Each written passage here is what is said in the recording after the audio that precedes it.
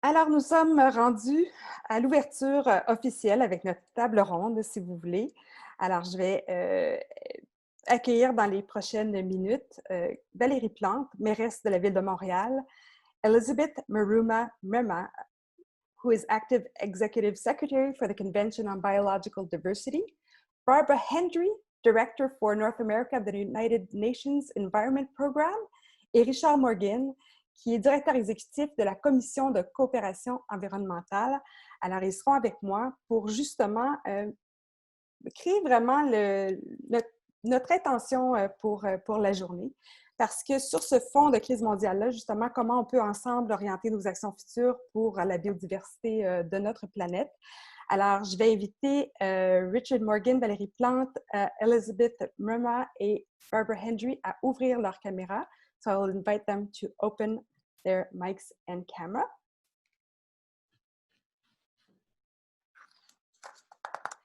And while they're joining me, we know that biodiversity in North America and in Montreal has been really kind of a special place because we know that environment and natural solutions for the environment have been very present here. And it is also in Montreal that the Secretariat for the Convention on Biological Diversity, as well as the Commission for Environmental Cooperation, and that is why they are hosts, actually, of World Environment Day this year. They've been designated this way. And so I would probably ask the first question to Valérie Plante. Alors, Madame la mairesse, ma première question, ce serait qu'est-ce qui vous interpelle personnellement, vous, quand on parle de biodiversité? En quoi ça résonne chez vous? Oui, est-ce que tout le monde m'entend? Ça se passe parfait. Bien, bonjour tout le monde, bon matin. Je tiens à saluer bien sûr les personnes qui sont sur ce panel avec moi. Écoutez, pour répondre à votre question, qu'est-ce qui m'interpelle?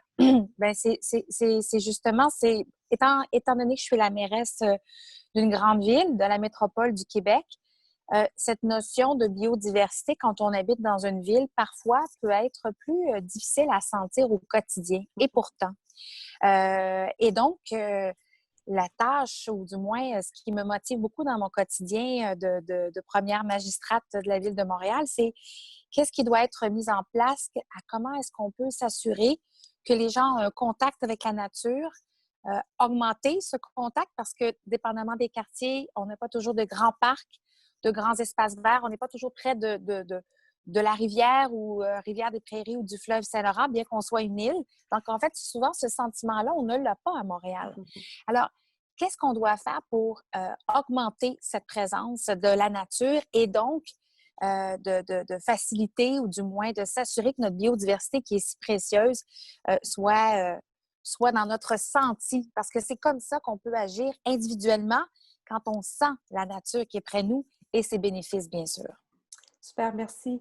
And now for you, Elizabeth, the Convention for Biological Diversity, that's your mission. Why is that so critical to you in terms of why biodiversity is at the heart of everything you do? Elizabeth? Thank you. Let me take first few minutes just to thank the Mayor, Valérie Plante, for your amazing work in supporting biodiversity. I also want to thank Charles Matthew and his team for working with us to put together this amazing event today on World Environment Day.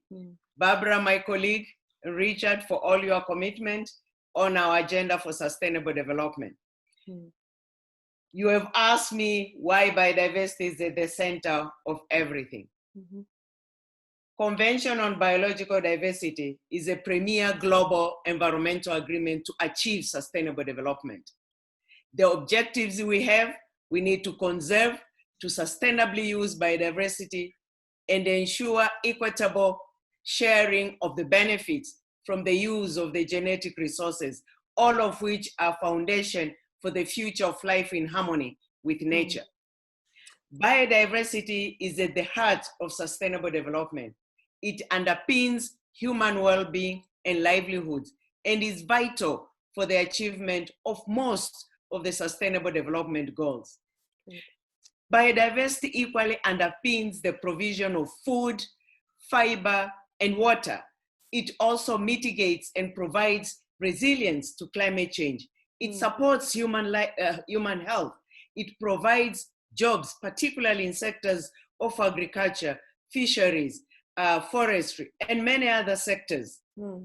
So I want to emphasize that the increasing awareness and knowledge of biodiversity and ecosystem is a key element for sustainable development and sustainable lifestyles.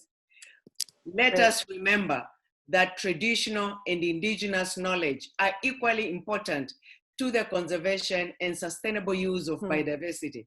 And these knowledge systems need to be harnessed through culturally sensitive educational initiatives. In short, biodiversity is life, and it is our life. Thank you. Thank you. And I think my next question, follow-up question, will be personally to each and every one of you. And I would like to address myself to the humans behind your roles, the ones that go to bed at night maybe a little bit worried or hopeful about the future of this planet, of your city of biodiversity. And I would maybe start with you, Barbara Hendrie, and maybe ask you to project yourself 1 year from now. And let's say 1 year from now, you are very pleased with the progress that we're making in terms of biodiversity. What would that mean for you? Yeah, thank you. And hello, everyone. I think it would mean first and foremost that what we're seeing globally and in North America is a real sea change in awareness at all different levels, at the level of local, national, international decision makers, but also just ordinary citizens, that we cannot go on degrading and destroying our natural environment, our ecosystems, and all of the biological diversity they contain at the pace and the scale that we're doing. And the recognition really that this is about our own survival. That, as Elizabeth said, we depend on these ecosystems and on that biodiversity for our water, our food, the air we breathe. So what would that look like? I think it would look like a set of very ambitious targets under the UN Convention on Biological Diversity, agreed by the governments of the world in the next year. So we would see the targets and we would see the commitment behind those targets. That would make me very happy. So commitments and target, very good. Richard, Morgan, j'aurais le goût de vous poser la même question. Alors, si on se projette dans 1 an et vous êtes ravis du progrès que nous avons fait pendant l'année, qu'est-ce que ça peut vouloir dire pour vous? Oui, merci Julie. Aussi, merci à mes 3 collègues. Je suis très chanceux aujourd'hui de faire équipe avec 3 grandes visionnaires au niveau de l'environnement. J'ai eu l'occasion de rencontrer Barbara l'automne dernier et de parler de nos ambitions, de nos priorités. Alors, c'est toujours un plaisir pour nous et surtout qu'on est basé à Montréal. On est très content de voir Montréal devenir la ville hôtesse pour cet événement cette année. Une chose qui apparaissait avant même la pandémie, c'est un souhait non seulement pour moi personnellement, mais plusieurs personnes que j'ai rencontrées au cours des derniers mois, au cours des dernières années, c'est le côté politique de nos sujets. Mon souhait le plus profond, ce serait d'essayer de dépolitiser nos sujets de l'environnement, arriver à développer un agenda pour un environnement. Le slogan est un peu plus fort en anglais, One Agenda for One Environment. Mais c'est notre souhait à nous, c'est essayer de dépolitiser. On l'a vu durant cette pandémie, comment les gens se sont rassemblés pour essayer de trouver des solutions. On veut la même chose pour la biodiversité, les changements climatiques et d'autres sujets importants. Donc, dépolariser, dépolitiser, se rassembler là autour de ces éléments-là. Oui, élaborer un consensus. On voit un peu ce mouvement-là au Royaume-Uni, dans certains pays en Europe. C'est mon souhait pour l'Amérique du Nord dans les prochains temps. Dans 1 an, c'est ce que j'aimerais voir, c'est qu'on ait avancé un peu plus sur cette trame-là. Merci. And maybe, Elizabeth, I would jump into the next question for you, and that would be, which projects are really close to your heart right now? If you had one or two projects that you would really love to see gain some traction or some momentum because they matter, what would that be for you? Who are you asking? Elizabeth Mrema. Sorry about that. Yes, so what project is close to your heart that you would like to see? You recall when we began this year, we're all delighted in saying 2020 is the super year for biodiversity. Mm-hmm. We believe the super year still continues because of all these messages which continue. Mm-hmm. So for me, the major project which has begun or is still going on is the development of the post-2020 Global Biodiversity Framework. Yes. Which now I hope and looking forward that next year the parties to CBD will adopt a universal, robust, ambitious, transformative post-2020 Global Biodiversity Framework, which actually to us will be a stepping stone towards the 2050 vision of living in harmony with nature. So this is, to me, a major project. Yes. A project which we hope will also help us even solve the current problem challenge we are in, the pandemic, the COVID-19, how we can avoid future pandemic, the links connection between biodiversity and health, and how then the post-2020 can also include goals, targets.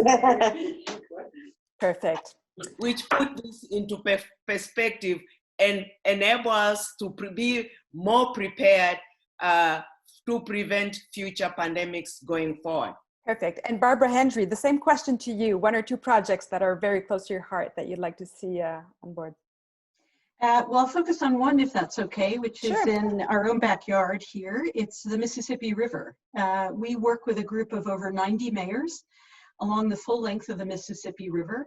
And these mayors are committed to using what we call nature-based solutions or ecological approaches to address the real problems that their coastal communities are facing, from drought, floods, hurricanes, tornadoes. So for example, in Davenport, Iowa, instead of concreting over nature and building a dam or a levee, they built a water park, which has allowed the river to flood in a controlled way naturally. It's mitigated the flooding they face, it's supported biodiversity, but it's also created revenue for the city through tourism. So to me, this is exactly the sort of approach we need, and it's great to see mayors right across the political spectrum working together in that way.